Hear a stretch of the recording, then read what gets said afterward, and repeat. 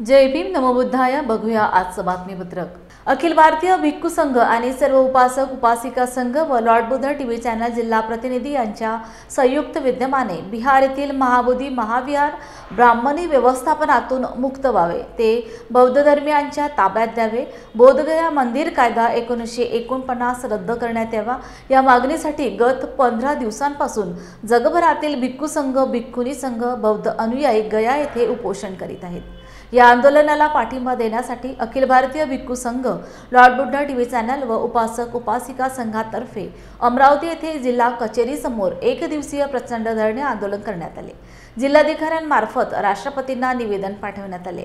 आंदोलनास विविध राजकीय पक्ष, सामाजिक संघटनांनी पाठिंबा दिलाय।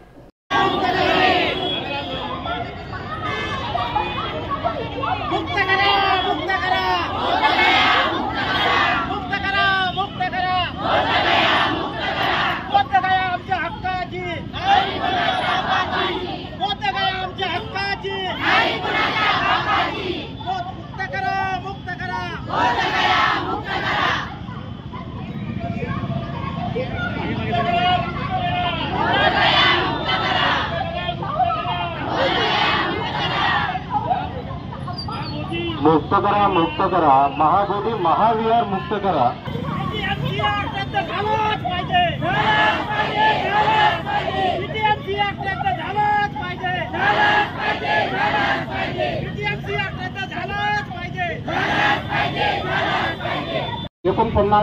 एकोणीसशे 49 जो ऍक्ट आहे त्या संदर्भात जे वेळोवेळी पाठपुरावा केला आणि त्याचे जे रिझल्ट मिळाले ते सर्व डॉक्युमेंट्स आम्ही तुम्हाला सोपवू, आपण मागणी करावी।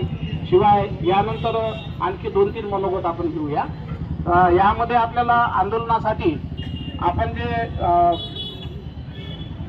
निवेदन देणार आहोत, यामध्ये जे आजच्या प्रसंगी जे आंदोलन उभं केलं, यामध्ये आमच्या तरुण भिक्खू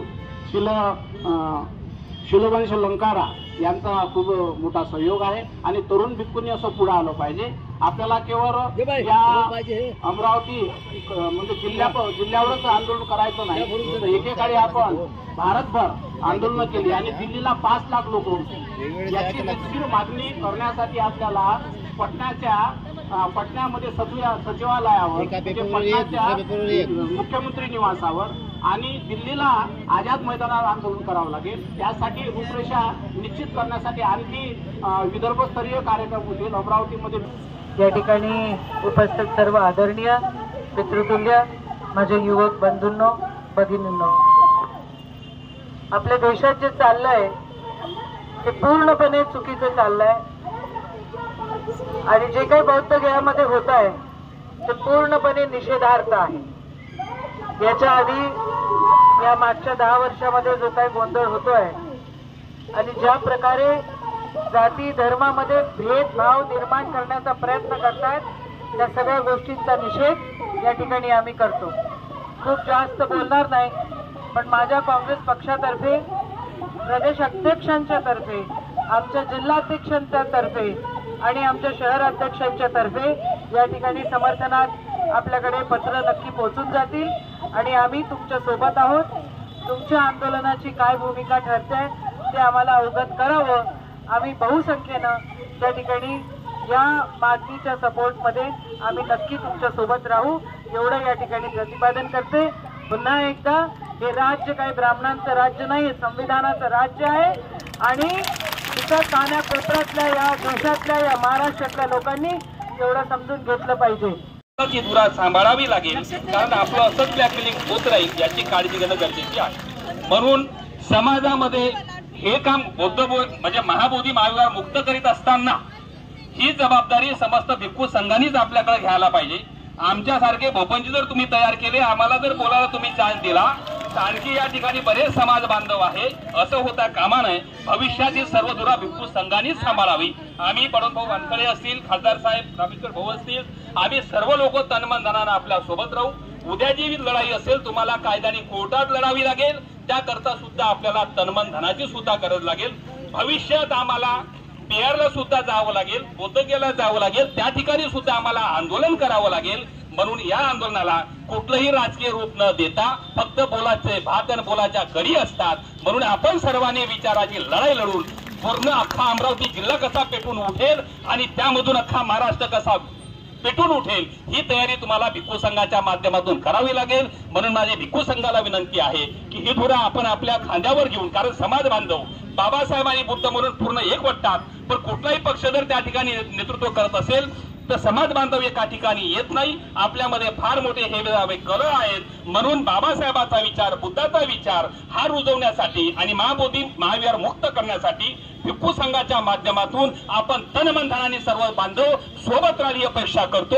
आणि मला आपण या ठिकाणी बोलण्याची संधी दिली, मी वास्तविकता आता बोलणार होतो, आपण म्हटलं बोला, मी बोलण्याचा प्रयत्न केला, मला कोणाच्याही भावना दुखवायच्या नाही, पण हे सत्यता मांडणं ही काळाची गरज आहे, आपण समजून घ्याल आणि या आंदोलनाला तनमन धनाने आपण पाठीशी द्याल ही अपेक्षा करतो आणि थांबतो। जय भीम, जय बुद्ध। सुद्धा लढाई लढणं गरजेचं आहे, त्याच पद्धतीनं ही संसदेत सुद्धा ही लढाई लढणं गरजेचं आहे। येणाऱ्या काळात जे येणारं अधिवेशन आहे, त्या अधिवेशनच्या काळात ज्या आयुधाचा वापर करून, ज्या पद्धतीनं वापर करून ज्या पद्धतीनं मांडता येईल, कारण तिथं वेळ कसा मिळतो हे ते आता तुम्हाला सगळ्यांना माहीत आहे, आणि तरी पण प्रत्येक बाब कशी मांडली गेली पाहिजे याचा संपूर्ण अभ्यास आहे।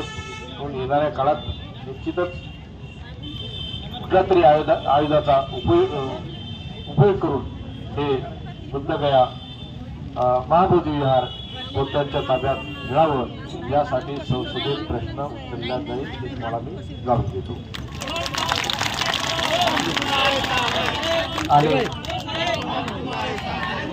आणि आता या अधिवेशनाला जात असताना अधिवेशनावर गेल्यानंतर जे आंदोलन आहे त्या आंदोलनात सुद्धा आम्ही जाण्याचा प्रयत्न करेल। आपण कोणी तिथं असलं तर आपल्याशी संपर्क साधेल आणि येणाऱ्या काळात निश्चितच आपल्यासोबत राहू, आपल्या या हक्काच्या मागणीसाठी मी सदैव प्रयत्न करेल। मी पद्धतीनं एवढीच विनंती करेल की मला जो तो ड्राफ्ट आहे, जे काही मागणी आहे त्या पद्धतीनं आता या आंदोलनात आपण कशा पद्धतीनं मागणी केली पाहिजे सभागृहात, त्या पद्धतीचं मला ड्राफ्टिंग द्यावं। मी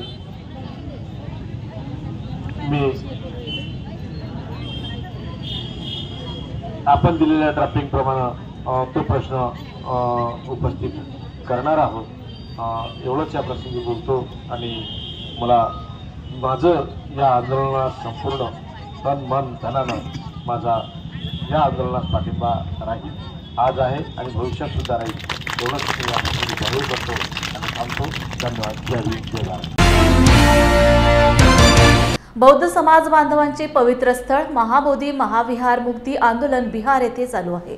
या मागणीला पाठिंबा देण्यासाठी संबंध देशभरामध्ये धरणे आंदोलन करण्यात येत आहे।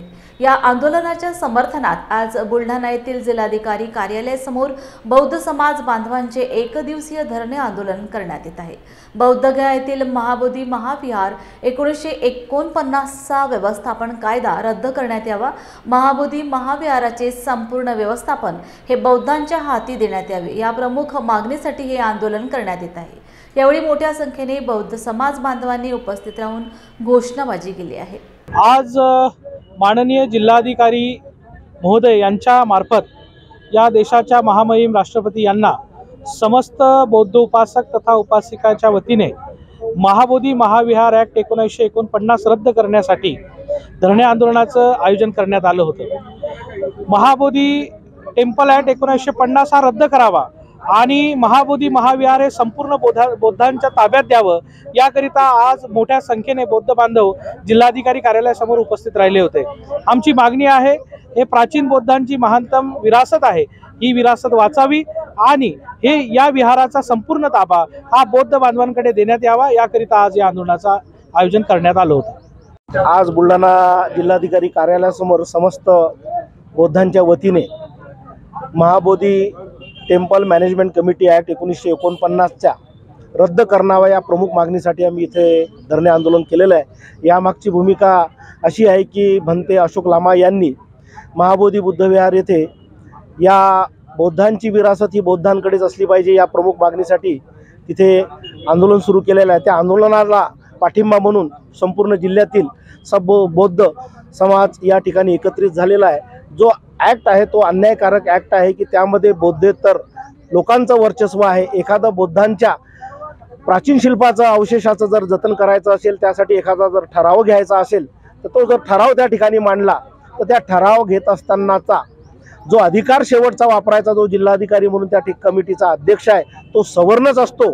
ही जी अन्यायकारक अट या ॲक्टमध्ये आहे ती अट रद्द करून आम्हाला न्याय द्यावा असं नाही, तर तो संपूर्ण ॲक्टच रद्द करावा। कारण त्यामध्ये फक्त बौद्ध 4 आहेत आणि बौद्धेतर इतर जे आहेत ते 5 लोक आहेत। 5 आणि 4 अधिक अशी 9 लोक होतात। पण जोपर्यंत तो ॲक्ट रद्द होत नाही तोपर्यंत बौद्धांचे अवशेष हे जतन केल्या जाणार नाही। बौद्धांच्या कामासाठी चल अचल संपत्ती घेतल्या जाणार नाही। एखादा कन्स्ट्रक्टिव्ह ठराव जर घ्यायचा तो घेता येणार नाही। यासाठी येथील सरकारने त्यामध्ये हस्तक्षेप करावा नव्हे तर पंतप्रधानांनी यामध्ये लक्ष घालावं, राष्ट्रपती महोदयांनी यात लक्ष घालावं आणि यातून जर भागत नसेल तर येणाऱ्या काळात कायदेशीर लढाई म्हणून आम्ही public interest litigation supreme court अथवा हायकोर्ट इथे दाखल करण्याच्या तयारीत आहे। आणि हे आंदोलन जोपर्यंत बौद्धांच्या ताब्यात येत नाही तोपर्यंत हे असंच चालू राहणार आहे। बौद्धगया येथील महाबोधी बुद्धविहारावर शेकडो वर्षांपासून कब्जा करून बसलेले पंडे व पुजारी यांच्यापासून मुक्ती मिळवण्यासाठी आमरण उपोषणाला बसलेल्या शेकडो बौद्ध भिक्खू व बौद्ध अनुयायांवर बिहार सरकार व गुंड पंडे पुजारी यांच्यापासून होत असलेल्या अत्याचाराला खीळ बसण्यासाठी आज समतेचे निळे वादळ या सामाजिक संस्थेचे संस्थापक अध्यक्ष अशांतभाई वानखेडे व युवा आघाडीचे अध्यक्ष कुणालभाई वानखेडे यांच्या नेतृत्वात मलकापूर परिसरातील शेकडो महिला पुरुष बौद्ध अनुयायांच्या उपस्थितीत येथील विश्रामगृहापासून सरकार विरोधात नारे लावून उपविभागीय अधिकारी यांच्या मार्फत भारताच्या राष्ट्रपतींना निवेदन देण्यात आले।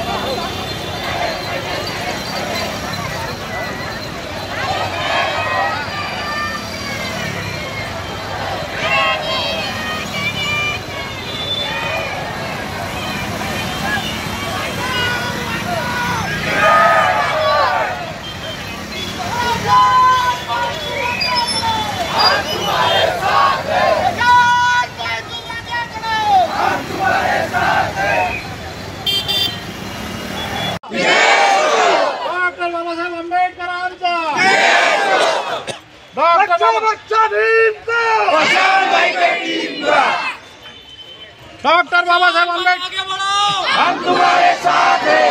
अचाल भाई आगे बढ़ो, हम तुम्हारे साथ हैं। अचाल भाई आगे बढ़ो, हम तुम्हारे साथ हैं। बच्चा बच्चा भीम का राज्यामध्ये महाबोधी महाविहार हे बुद्धगयेला आहे। त्या ठिकाणी भगवान गौतम बुद्ध यांना ज्ञान प्राप्ती झाली होती। आपल्या देशाची परंपरा आहे, हिंदूंची मंदिरं हिंदूंच्या ताब्यात आहे, शिखांचे गुरुद्वारे हे शिखांच्या ताब्यात आहे, चर्च ह्या ईसाई लोकांच्या ताब्यात आहे, मुस्लिमांच्या ताब्यात आहेत। याच पद्धतीनं हे महाबोधी महाविहार जे आहे धरोहर आहे हे देखील बौद्धांच्या ताब्यात असली पाहिजे आणि याच्यासाठी देशाच्या राष्ट्रपतींनी लक्ष घालावं ही मागणीचं निवेदन आम्ही माननीय उपजिल्हाधिकारी संतोषजी यांना या ठिकाणी शिंदे साहेबांना सादर केलेला आहे। त्यांनी राष्ट्रपतीकडे ते पाठवून आमच्या मागणीचा पाठपुरावा करावा ही विनंती। राजे श्री शाहू महाराज या आपल्या आराध्य दैवतांच्या चरणी सर्वप्रथम मी विनम्र अभिवादन करतो। या ठिकाणी आपण ज्या उद्देशाने जमा झालो आहोत तो उद्देश आपल्याला आपल्या देशाच्या राष्ट्रपतीला निवेदन द्यायचं आहे। बिहारमध्ये भगवान बुद्धाचा ज्ञान प्राप्तीचा जो प्रसंग घडून आला त्या बोधगयेमध्ये भगवान बुद्धाचं महाबोधी महाविहार आहे आणि हे विहार त्या ठिकाणी काही पडण्या लोकांच्या ताब्यामध्ये आहे। आपल्या देशाची परंपरा आहे, शिखांची गुरुद्वारे हे शीख धर्माच्या ताब्यात आहेत, मुस्लिमांच्या मशिदी ह्या मुस्लिम धर्माच्या ताब्यात आहेत, जैन धर्माची मंदिरं ही जैन लोकांच्या ताब्यात आहेत, मठ आणि मंदिरं हिंदूंच्या ताब्यात आहेत। अशाच पद्धतीनं बिहारचं महाबोधी महाविहार हे बौद्धांच्या ताब्यात असलं पाहिजे। या मागणीसाठी बिहारच्या बोधगयेमध्ये काही भिक्षू लोकांनी आमरण उपोषणाला सुरुवात केलेली आहे। आज 17-18वा दिवस उपोषणाचा असताना बिहारच्या सरकारने त्यांच्या उपोषणाची आवश्यक त्या प्रमाणामध्ये दखल घेतलेली नाही। कोल्हापुरातच सर्किट बेंचची स्थापना करावी अशी महत्त्वपूर्ण सूचना करून मुंबई उच्च न्यायालयाचे सरन्यायाधीश भूषण गवई यांनी मुख्यमंत्र्यांचे लक्ष वेधले। महाड येथील न्यायालयाच्या नवीन इमारतीचा कोनशिला पायाभरणी समारंभावेळी मुख्यमंत्री देवेंद्र फडणवीस, उपमुख्यमंत्री एकनाथ शिंदे तसेच अन्य मान्यवरांच्या प्रमुख उपस्थितीत संपन्न झाला। त्यावेळी सरन्यायाधीश गवई यांनी आपले मत मांडले। गेली 40 वर्ष कोल्हापुरात सर्किट बेंच व्हावे म्हणून वकील संघटना विविध मार्गाने आंदोलन करीत असून लोकप्रतिनिधींनी विधानसभा अधिवेशनात खंडपीठाबाबत मागणी करावी असे कोल्हापूर बार असोसिएशनचे अध्यक्ष व खंडपीठ कृती समितीचे अध्यक्ष ॲडव्होकेट सर्जेराव खोत यांनी सांगितले। आता डिसर्गनायझेशनचा विषय निघालाच, कोल्हापूरचा विषय निघणारच। संग्राम देसाई बसल्यात, नाही बोललो तर नाराज होतील ते। जिथे कुठे मी जातो त्यावेळेला मी औरंगाबाद बेंचचं उदाहरण देतो की ज्यावेळेला औरंगाबाद बेंच स्थापन झालं त्यावेळेला विरोध केला गेला की if you establish a bench at Aurangabad it will be nothing else but than a elevated district court. आणि आज आपण जर औरंगाबादचा इतिहास बघितला संभाजीनगरचा तर अतिशय सुंदर असे वकील तिथे कार्य करतात। आज पूर्ण महाराष्ट्रामध्ये सर्वात जास्त जर अपिलेटचं फायलिंग असेल तर ते औरंगाबादला आहे आणि तिथला जो वकील मग तो नांदेड जिल्ह्यातला कंधार तालुक्याचा ज्याला मुंबईला जावं लागायचं रात्र प्रवास करून आणि मुंबईच्या वकिलांना 50,000 आणि 25,000 द्यावे लागायचे, त्याला आज 5,000 रुपयात 1,000 रुपयामध्ये औरंगाबादला न्याय मिळतो। माझी विनंती आहे माननीय आराध्य साहेबांना, माननीय मुख्यमंत्र्यांना की बाकी कोणाबद्दल बोलणार नाही कुठल्या डिमांडबद्दल, पण कोल्हापूरची मागणी ही अतिशय रास्त अशी मागणी आहे। आमच्या गजानन डाव्या बाजूला आले, म्हणजे मुंबईचं काम जाईल तरी डाव्या बाजूला आलेत। कोणते देशमुख तर तुम्हाला शिफ्ट व्हावं लागेल आणि मला वाटतं शिंदे साहेब समर्थन करतील कारण की त्यांचा सातारा जिल्हा आहे। सिंधुदुर्ग तालुक्यातल्या शेवटच्या टोकावरचा माणूस, सोलापूर जिल्ह्यातल्या कर्नाटकाच्या बॉर्डरवरचा माणूस, त्याला रात्र प्रवास करून मुंबईला जावं लागतं आणि मुंबईला आपल्याला माहित आहे की लॉजमध्ये सुद्धा 2 आणि 3 हजाराच्या खाली नुसतं एक 2-4 तास जरी थांबायचं असेल तर त्याला पे करावं लागतं आणि वकिलांच्या क्वालिटीमध्ये कमी नाही। औरंगाबादला विरोध करणाऱ्यांना माझं उत्तर आहे की औरंगाबादने 4 मुख्य न्यायाधीश दिले, justice Naresh Patil, justice Gangapurwala, justice Sambhaji Shinde आणि जस्टिस वराळे, एक सर्वोच्च न्यायालयाचा न्यायाधीश दिला आणि म्हणून टॅलेंट सिंधुदुर्गच्या, कोल्हापूरच्या, रत्नागिरीच्या, साताऱ्याच्या, कोल्हापूरच्या वकिलात नाही आहे हे म्हणणं अन्यायकारक ठरेल। आणि जर आपली संकल्पना असेल की न्याय हा पक्षकाराच्या दारी गेला पाहिजे तर कोल्हापूरची जी मागणी आहे त्याच्यापेक्षा योग्य मागणी कोणाची राहू शकत नाही आणि म्हणून औरंगाबाद बेंचची सुद्धा मी वकीलपत्र घेतलेलं आहे। तो विनंती करतो आराध्य साहेबांना, मुख्यमंत्र्यांना की त्यांनी लवकरात लवकर औरंगाबादचा त्यांनी प्रश्न मार्गी लागावा।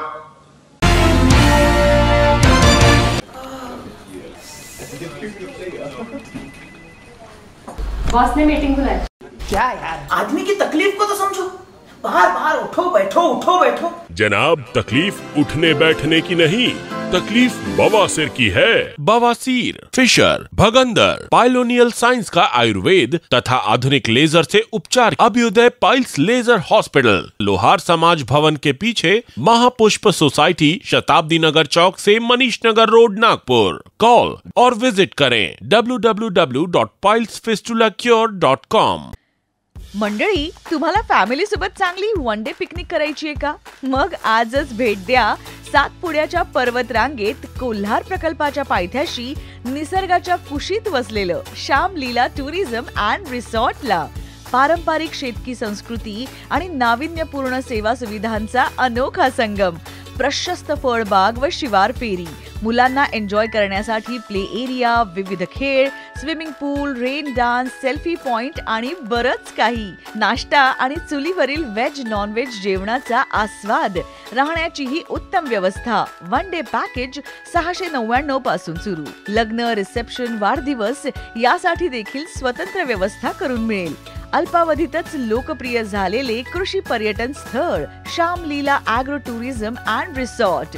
बुकिंगसाठी संपर्क मुक्काम तेलंखेडी, नवनाथ आश्रमाजवळ, पांढुर्णा रोड, तालुका सावनेर, जिल्हा नागपूर। मोबाईल 7276366752 किंवा 9021433560।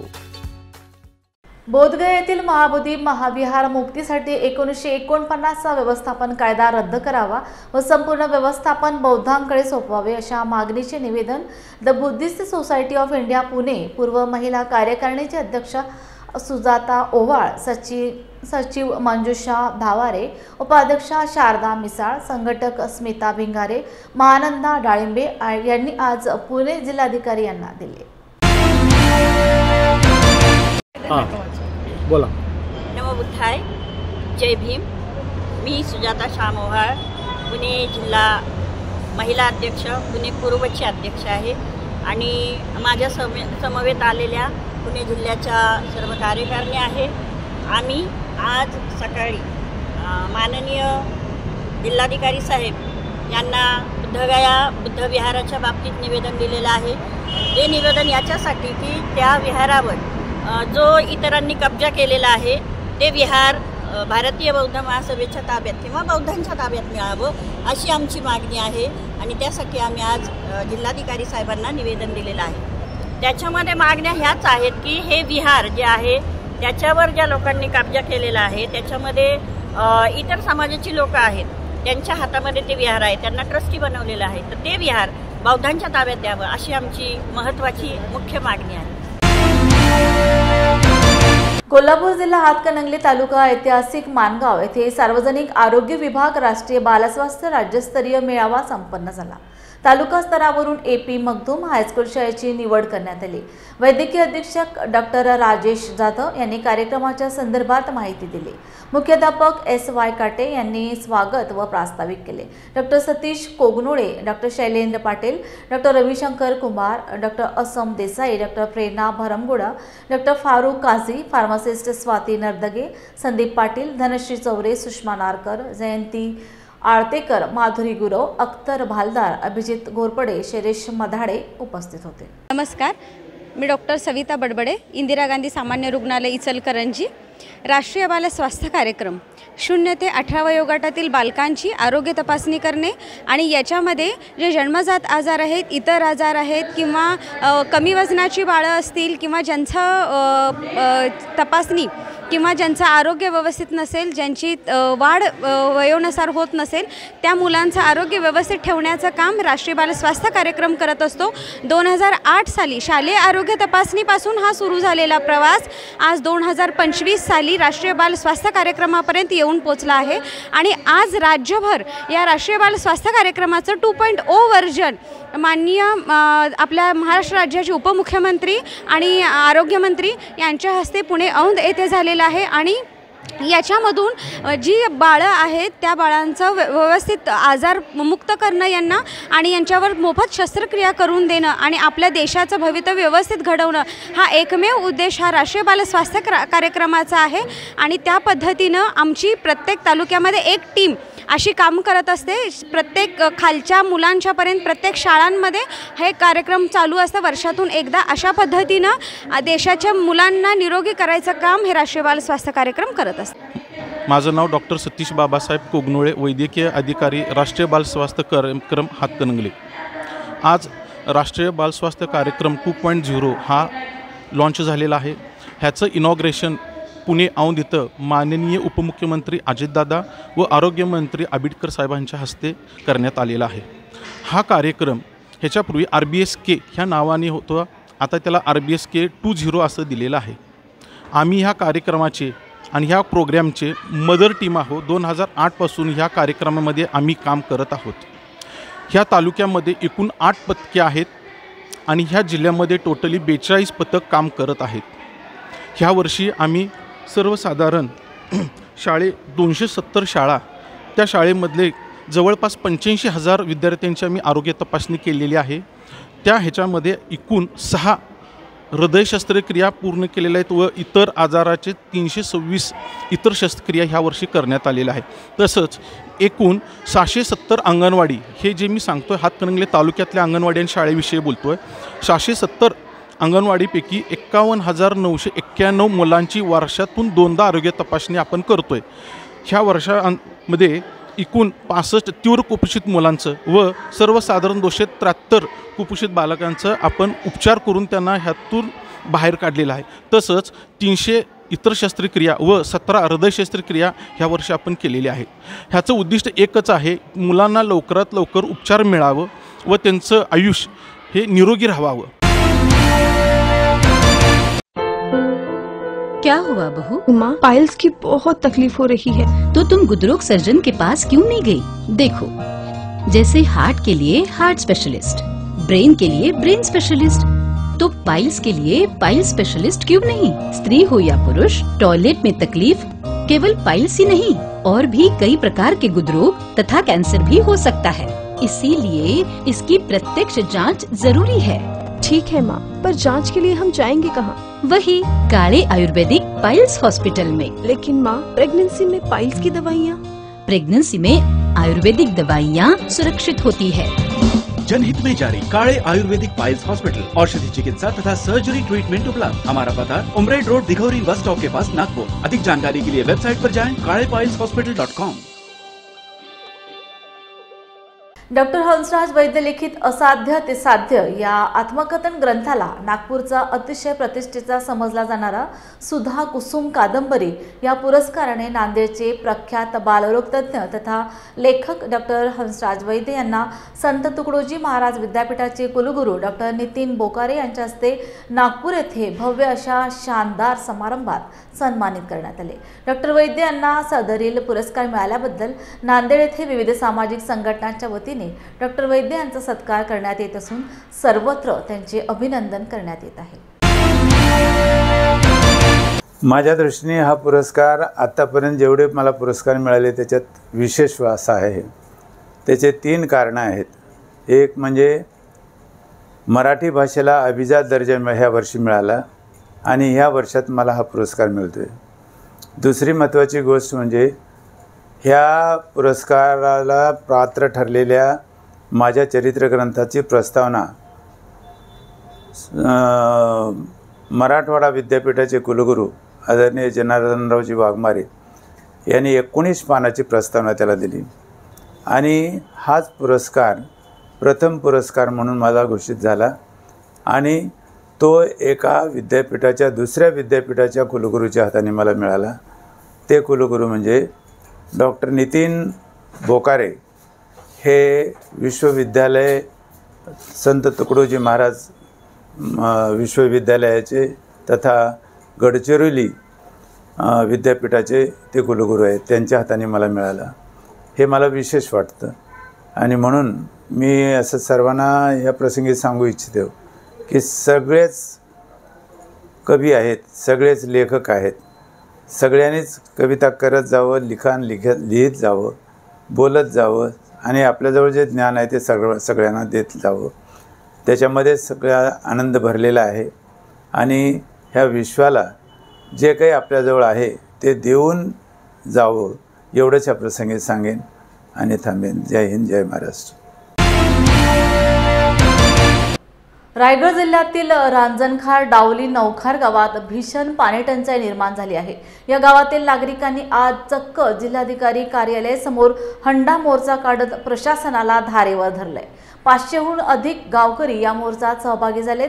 रायगडचे जिल्हाधिकारी डॉक्टर किशन जावळे यांनी या गावकऱ्यांना भेट दिली, मात्र गावकऱ्यांना समाधानकारक उत्तरे न मिळाल्याने गावकऱ्यांनी पुन्हा संताप व्यक्त करत जोपर्यंत आमच्या गावाला पाणी मिळत नाही तोपर्यंत इथून कुठेही हलणार नाही असा पवित्रा या गावकऱ्यांनी घेतला आहे. मोठा पोलीस बंदोबस्त देखील तैनात करण्यात आलेला आहे. वारंवार निवेदन देऊनही सरकार काहीच करत नाहीये. आज आमच्या बाजूला आमचा नवखार गाव आहे, त्याच्यानंतर बागदांडा गाव आहे, आवळीपाडा गाव आहे, सारळ गाव आहे, रेवस गाव आहे, बोडणी गाव आहे, मिळकतखार गाव आहे, अशी गावं आहेत. पण या गावाला कधी पाणीच आलं नाही आणि 35 वर्ष, सुमारे 35 वर्षापासून ही तळमळ आहे की पाणीच नाही. आता आम्ही निवेदन देण्यासाठी माननीय कलेक्टर साहेबांकडे आलो आणि सांगितलं. ते म्हणतात की तुम्ही मोर्चा आणलातच का, तुम्ही मोर्चा आणलातच का, आणि त्यांनी सांगितलं की तुम्ही बोलू नका. आम्हाला बोलून दिलं नाही अशी दमदाटी आम्हाला कलेक्टर साहेबांनी केली. आमच्या पिण्याच्या पाण्याचा प्रश्न आहे आणि तो सोडवलाच पाहिजे, नाहीतर आम्ही आत्मदहन करू. ही जी बंदी आम्हाला 20 रुपयांनी पाणी घ्यायला लागतं, ही जर बंदी आम्हाला 20 रुपयांनी घ्यायला लागतं, 200 रुपये आम्ही कमवू. जर 200 रुपये जर आम्ही पाण्याला घालवलं तर मुलांना आम्ही पोचणार कसं, शिक्षण पाणी कसं करणार. आज आमची मुलं नोकरीला नाहीत, चिंबोऱ्याला जातात, ही कंडिशन आमच्या झालेली आहे. तर हा प्रश्न सोडण्यासाठी आम्ही कलेक्टर साहेबांकडे आलो. त्या साहेबांनी उलट आम्हाला सहकार्य करावं तर ते सांगतात की मोर्चा कशाला आणलात. आज आम्हाला पाणी मिळत नाही, आमचा जीव तडफडते, ते कोणाकडे हक्क मागायला येणार ना, कोणाकडे आम्ही आमची विचार सांगणार. म्हणून त्यासाठी आम्ही कलेक्टर साहेबांकडे न्याय मागायला आलो. आज माझ्याच लग्नाला 95 साली झाला, तेव्हापासून पाणी नाही, तेव्हापासून टंचाई आहे अद्यापपर्यंत. पाण्याचा प्रश्न सुटतच नाही. पाण्याचा प्रश्न सुटावा म्हणून त्यासाठी आज आम्ही अख्ख्या गावांनी मोर्चा काढून कलेक्टर साहेबांजवळ न्याय मागायला आलो. पण तो काही न्याय आम्हाला मिळाला नाही. जर आमची ती इच्छा पूर्ण होत असेल तर आम्ही इथून जाऊ, नाही तर आम्ही इथंच ठिया मांडून बसू. ही आमची त्यांना आज्ञा आहे. पासून आतापर्यंत आम्ही मुख्यमंत्र्यांपासून ते पाणी पुरवठा मंत्र्यांपासून गुलाबराव पाटलांपासून आम्ही आतापर्यंत सगळ्यांना जे पत्रव्यवहार केलेत आणि त्याच्यातून आम्हाला मिळलेला रिझल्ट हा शून्य आहे. आतापर्यंत कुठल्याही प्रकारचं आम्हाला अजूनपर्यंत पाणी व्यवस्थित मिळत नाही. जलजीवन मिशन जे आहे ती सुद्धा अर्धवटच चाललेली आहे. तिच्या अजूनपर्यंत पाईपलाईनचं पण काम झालेलं नाही आहे आणि ती मार्च 24 पर्यंत पूर्णत्वास नेऊ असं आश्वासन दिलेलं आहे. हे बघा, हे त्याच्यामध्ये 24 पर्यंत त्यांनी आश्वासन दिलेलं आहे, ते पूर्णत्वास गेलेलं नाही आहे. आणि आज कलेक्टर साहेबांना भेटलं तर कलेक्टर साहेब आमच्यावरच दमदाटी करून आम्हाला तिथून हाकलून द्यायला तयार झाले. जनतेने करायचं काय? आणि ही जनता स्वतःच्या उत्स्फूर्तीने आलेली आहेत, मनाने आलेली आहेत पाण्याच्यासाठी आणि कुठलाही याच्यामध्ये राजकीय पक्ष सामील नाही आहे. जय भीम इंडियाच्या बातमीपत्रात वेळ झाली येथेच थांबण्याची. पुन्हा भेटूया ताजा घडामोडी घेऊन. जय भीम. आप देख रहे हैं लॉर्ड बुद्धा टीवी.